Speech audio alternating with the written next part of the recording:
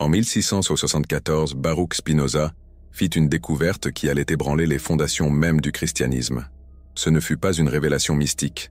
Non, une investigation académique pure. Une analyse rigoureuse de documents que personne n'avait comparés systématiquement auparavant. Spinoza n'était pas un révolutionnaire religieux. Il était un érudit, un homme qui a dédié sa vie à l'étude méticuleuse de textes anciens, de généalogie familiale et de registres historiques. Et c'est précisément cette précision académique qui le conduisit à la découverte la plus perturbante de l'histoire chrétienne.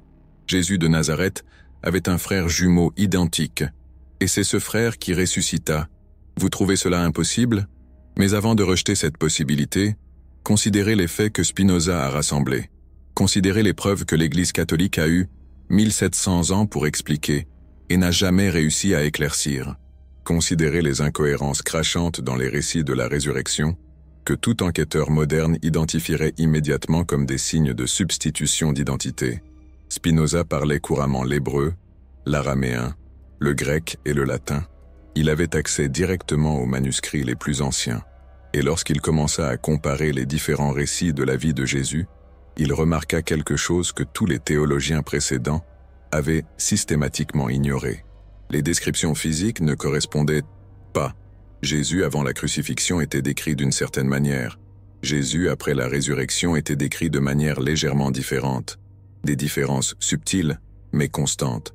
Des différences qui suggéraient deux personnes distinctes avec une apparence très similaire. Mais Spinoza alla plus loin. Il fit quelque chose qu'aucun érudit n'avait fait auparavant. Il examina les généalogies familiales de l'époque avec la rigueur d'un historien moderne. Et il découvrit des registres attestant que Marie avait donné naissance à des jumeaux. Ces registres ne figuraient pas dans les évangiles canoniques. Ils étaient dans des documents administratifs romains, dans des recensements locaux, dans des registres de naissance que l'Église n'avait jamais songé à détruire parce qu'ils semblaient sans importance pour la narration religieuse. Mais pour un enquêteur entraîné comme Spinoza, il racontait une histoire complètement différente. Joseph et Marie étaient enregistrés comme parents de deux fils nés le même jour. Yeshua et Yehoshua, Jésus et Josué. Des noms presque identiques pour des frères jumeaux, comme c'était la coutume juive de l'époque pour honorer différents aspects du même patriarche biblique. Spinoza découvrit que cette pratique de noms similaires pour les jumeaux était documentée dans des dizaines de familles contemporaines. C'était une tradition établie, pas une exception. Mais pourquoi seulement un des jumeaux apparaît-il dans les évangiles? La réponse se trouvait dans les textes chrétiens eux-mêmes, cachés dans des détails que personne n'avait connectés auparavant. Spinoza remarqua que Jésus disparaissait fréquemment pendant de longues périodes au cours de son ministère. Les évangiles disent qu'il se retirait pour méditer, mais les intervalles étaient trop spécifiques, trop réguliers. Ils ressemblaient davantage à un système de relais qu'à des retraites spirituelles spontanées, et il y avait quelque chose d'encore plus révélateur.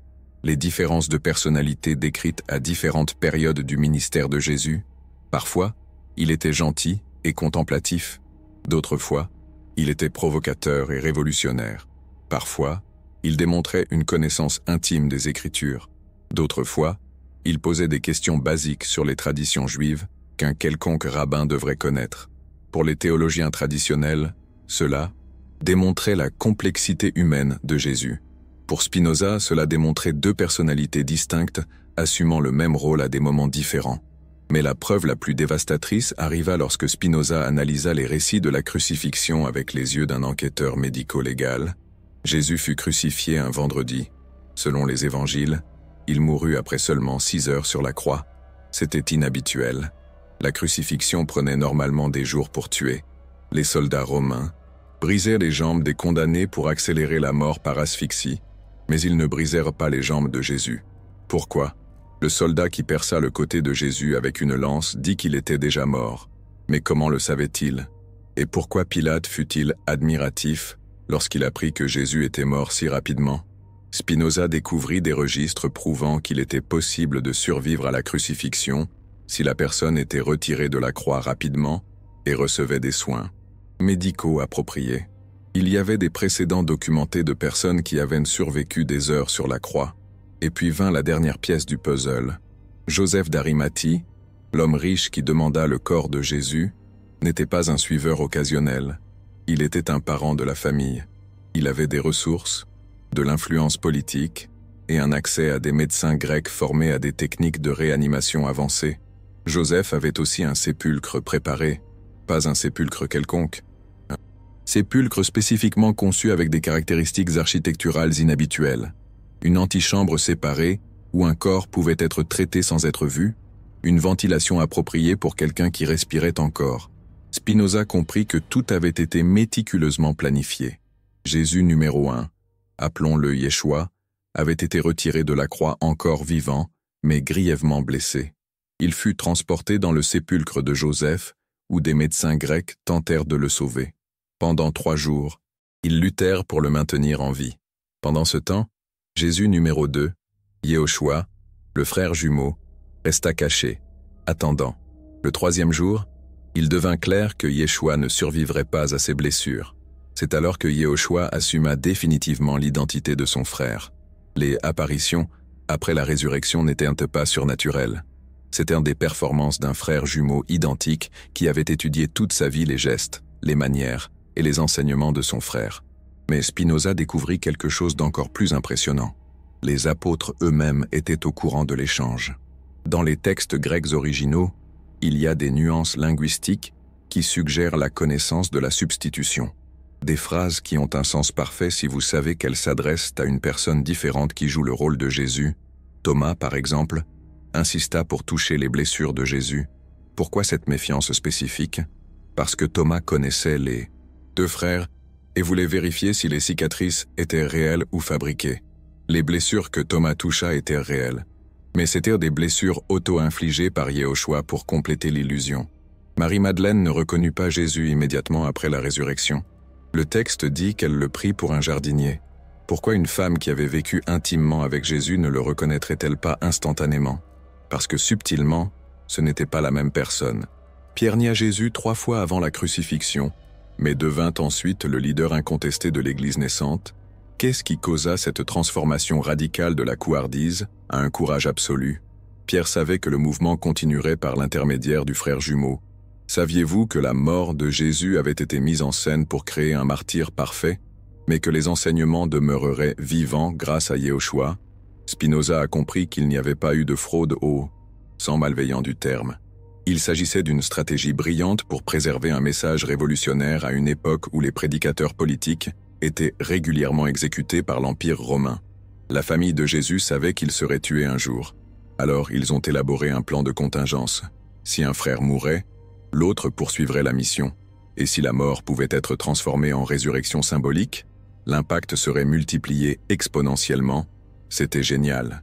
Et cela a fonctionné au-delà de toute attente. Le christianisme s'est répandu précisément parce que la résurrection semblait valider surnaturellement les enseignements de Jésus. S'il avait vaincu la mort, alors ses paroles avaient une autorité divine. Mais la résurrection n'était pas surnaturelle. C'était du théâtre politique révolutionnaire exécuté avec une précision chirurgicale. Spinoza a trouvé des preuves que des stratégies similaires étaient utilisées par d'autres leaders révolutionnaires de l'époque. Avoir des frères jumeaux ou des sosies pour confondre les autorités romaines était une tactique connue des groupes de résistance. La différence, c'est que le plan de la famille de Jésus a été exécuté avec une telle perfection qu'il a créé l'une des religions les plus puissantes de l'histoire humaine. Et voici la partie la plus fascinante. Yehoshua a vécu le reste de sa vie en interprétant son frère mort. Il a voyagé à travers la Méditerranée en établissant des communautés chrétiennes. Il a formé Paul de Tarse. Il a guidé la rédaction des premiers textes qui allèrent devenir le Nouveau Testament, tout cela en tant que Jésus ressuscité. Spinoza a trouvé des registres indiquant que Jésus a vécu au moins 30 ans de plus après la crucifixion.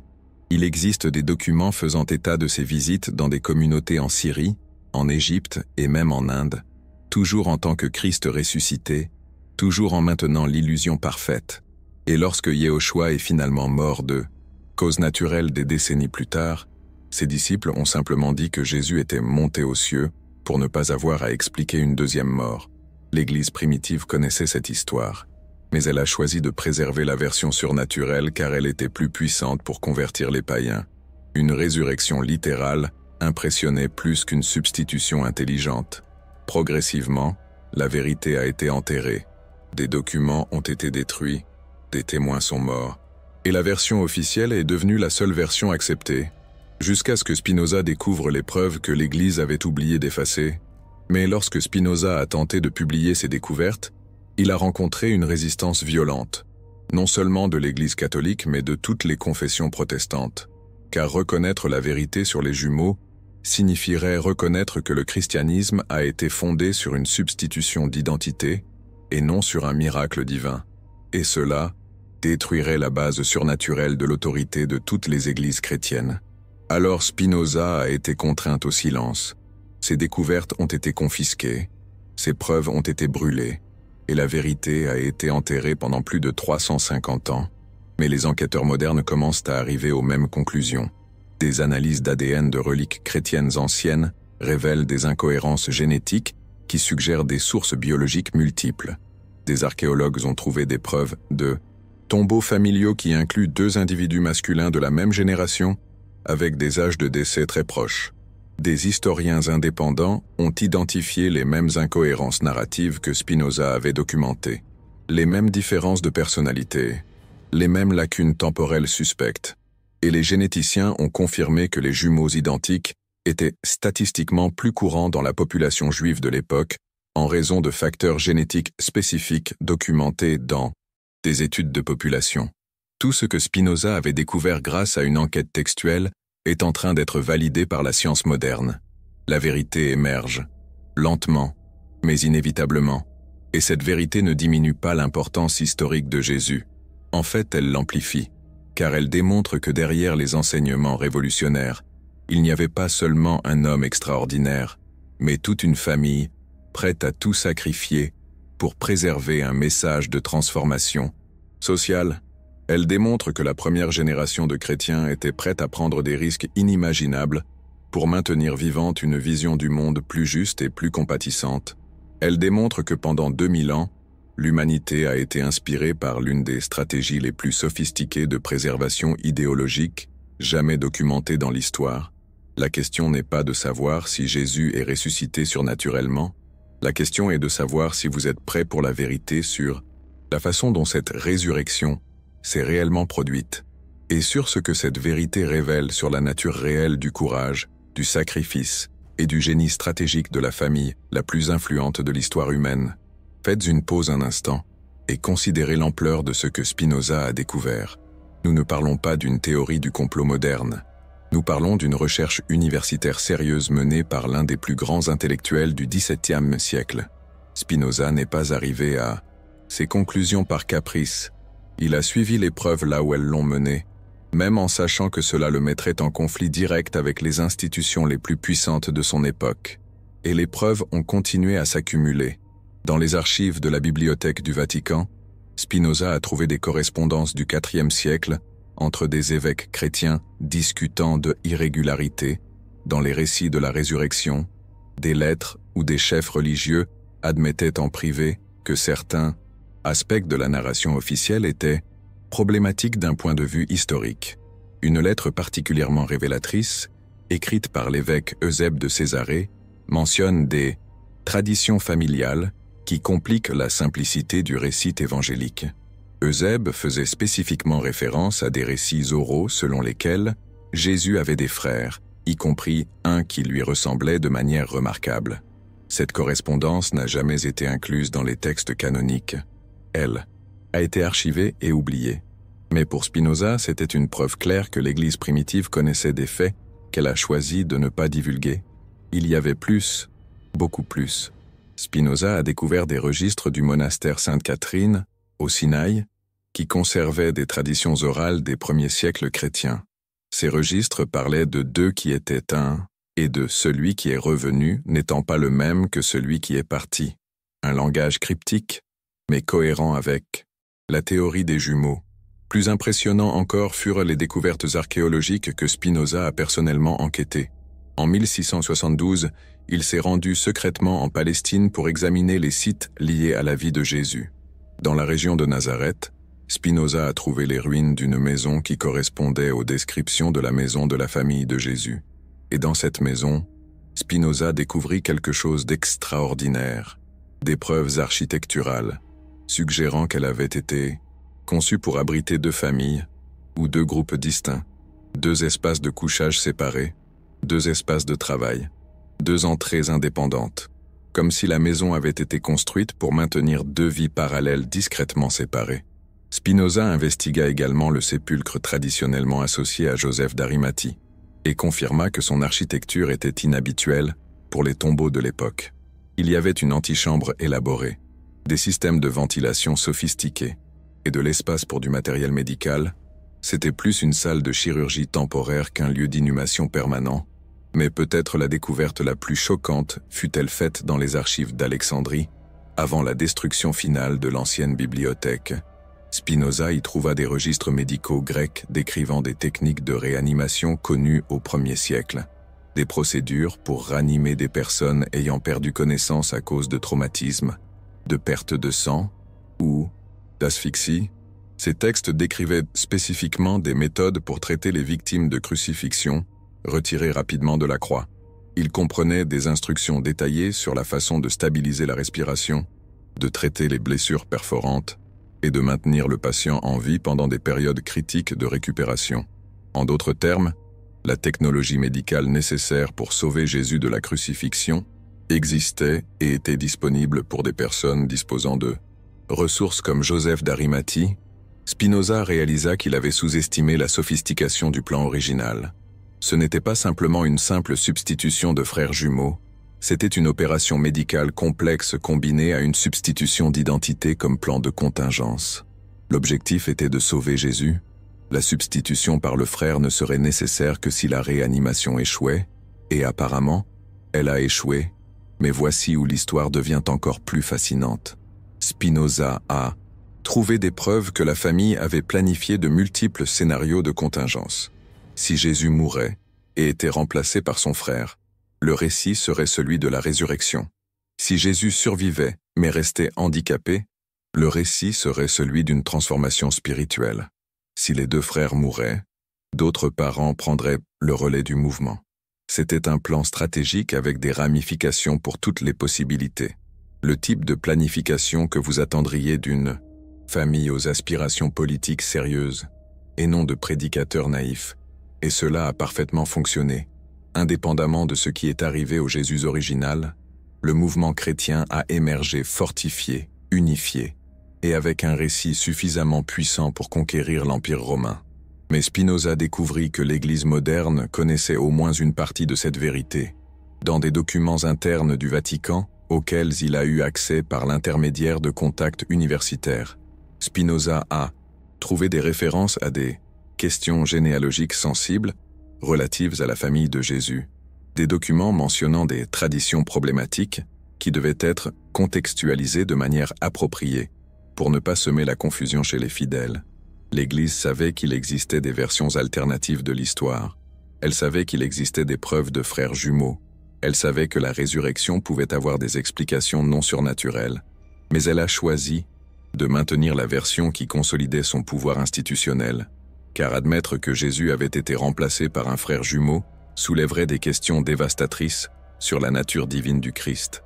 Si Jésus n'était pas vraiment ressuscité, alors sa divinité était remise en question, et si sa divinité était remise en question, alors l'autorité de l'Église dérivée de cette divinité l'était aussi.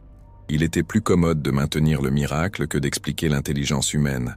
Mais pour Spinoza, ce choix représentait une trahison fondamentale à la vérité historique et aux implications les plus profondes de ce que Jésus représentait vraiment.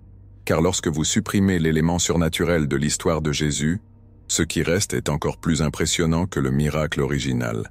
Il reste une famille disposée à tout sacrifier pour préserver un message de transformation sociale. Il reste un mouvement tellement engagé dans ses idéaux qu'il a créé l'un des stratagèmes les plus sophistiqués de l'histoire pour assurer sa continuité. Il reste la démonstration que des êtres humains ordinaires peuvent obtenir des résultats extraordinaires grâce à une planification intelligente, à un courage exceptionnel et à une dévotion absolue à des principes supérieurs à eux-mêmes. Cela ne diminue pas Jésus. Cela l'élève au rang de génie stratégique dont la vision était si puissante que toute sa famille était prête à vivre un mensonge pour la maintenir en vie. Et les enseignements de Jésus reste valable indépendamment de qui les prêchait après la crucifixion. Amour, compassion, justice sociale, transformation personnelle. Ces idées ne perdent pas de valeur parce qu'elles ont été transmises par un frère jumeau au lieu d'un homme ressuscité. En fait, elles gagnent en valeur, car elles démontrent que des principes transformateurs peuvent survivre même aux circonstances les plus adverses lorsqu'il y a des gens prêts à les préserver à tout prix. Spinoza a compris qu'il avait découvert non seulement une vérité historique, mais une leçon sur la nature de l'engagement humain envers des idéaux transcendants, et cette leçon était plus précieuse que tout miracle surnaturel. Mais lorsqu'il a tenté de partager ses découvertes, il a été confronté non seulement à une résistance institutionnelle, mais à quelque chose de plus inquiétant, l'indifférence intellectuelle. De nombreux universitaires de son époque ne voulaient tout simplement pas connaître la vérité. Ils préféraient la version familière, même en sachant qu'elle était historiquement problématique, car remettre en question la résurrection signifiait remettre en question toute la structure culturelle de l'Occident chrétien. Il était plus facile d'accepter le miracle que de faire face aux implications d'une explication rationnelle. Et cette indifférence intellectuelle, Spinoza s'en rendit compte, était le véritable obstacle au progrès humain. Non le manque de preuves, mais le manque de courage pour accepter des preuves qui défient les croyances confortables. C'est pourquoi ces découvertes sur Jésus ont été enterrées, non pas parce qu'elles étaient fausses, mais parce qu'elles étaient gênantes. Et c'est pourquoi vous n'avez probablement jamais entendu cette histoire auparavant, non pas parce qu'il manque de preuves, mais parce qu'il existe des intérêts à maintenir la version officielle intacte, des intérêts religieux, évidemment, mais aussi des intérêts académiques, culturels et même psychologiques, car accepter que Jésus a été remplacé par un frère jumeau exige de repenser 2000 ans d'histoire culturelle occidentale. Cela exige d'admettre que notre civilisation a été profondément influencée par l'une des opérations de substitution d'identité les plus réussies de l'histoire. Et c'est une pilule difficile à avaler, même pour des esprits modernes sophistiqués. Mais voici la question cruciale. Cette vérité ne rend pas le christianisme moins important. Elle le rend plus humain, plus accessible, plus inspirant, car cela démontre que des transformations historiques monumentales sont possibles grâce à l'action humaine intelligente, et non seulement par intervention divine. Spinoza le prouve. Vous n'avez pas besoin de miracles surnaturels pour changer le monde. Il vous faut une vision claire, une planification stratégique et le courage d'exécuter des plans audacieux, même en sachant qu'ils pourraient y vous coûter la vie. La famille de Jésus a eu ce courage. Spinoza aussi, lorsqu'il a décidé d'enquêter sur la vérité, quelles que soient les conséquences. Et vous, avez-vous ce courage ? Le courage d'accepter que l'histoire peut être plus complexe, plus fascinante, que ce que les versions officielles admettent. Le courage de reconnaître que les êtres humains sont capables de prouesses extraordinaires sans avoir besoin de pouvoirs surnaturels. Le courage de comprendre que la vérité, même lorsqu'elle est inconfortable, est toujours plus précieuse que des illusions réconfortantes. Car au final, ce que Spinoza a découvert sur Jésus et son frère jumeau n'est pas seulement une correction historique, c'est une leçon sur le potentiel humain de transcendance, par l'action intelligente et un engagement absolu envers des principes transformateurs. Une leçon qui reste pertinente 350 ans après sa découverte par Spinoza, et qui le restera tant qu'il existera des personnes prêtes à remettre en question les récits établis, à la recherche de vérités plus profondes sur la nature extraordinaire de l'expérience humaine. Une vérité que Spinoza, avec sa rigueur intellectuelle, a su mettre en lumière. Son héritage continue de résonner, de nous interroger, nous invitant à une réflexion constante, à un questionnement permanent sur les fondements même de notre compréhension du monde. Un héritage qui nous rappelle la puissance de la pensée critique, la nécessité impérieuse de remettre en question les dogmes pour accéder à une vérité plus pure, plus complète, plus éclairante. L'ombre de Spinoza plane toujours. Sa pensée, aussi révolutionnaire qu'elle puisse paraître, résonne encore aujourd'hui avec une force inégalée.